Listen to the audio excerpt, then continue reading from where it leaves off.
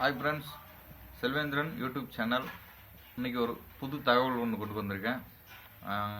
காலில் வந்து சேற்று புண், இந்த சகதி இது உள்ள வந்து மிதிச்சு செப்பல்ஸ் எல்லாம் வந்து போவீங்க. அதில் வந்து சேற்று புண் வந்து காலில் வந்து வந்துடும். அதில் எதோ மருந்து சுடுதண்ணிலாம் காய வச்சு எதோ பண்ணியிருப்பீங்க, அதெல்லாம் கேட்காது. அதுக்கு ஒரு சிம்பிளான ஒரு மெத்தட் வந்து அது சரியாக ஆடுறதுக்கு வந்து சொல்கிறேன்.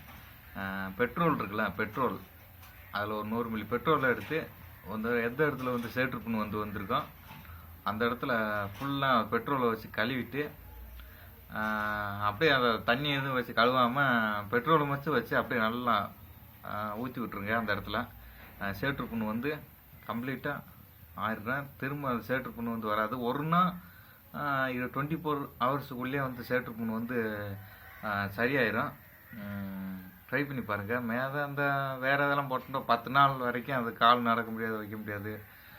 இருந்தாலும் நான் சொல்கிற மெத்தடை ஃபாலோ பண்ணி பாருங்கள். சேற்று புண்ணுக்கு பெட்ரோல் 100 மில்லி வந்து சேற்று புண் வந்திருக்கிற இடத்துல ஊற்றுங்க.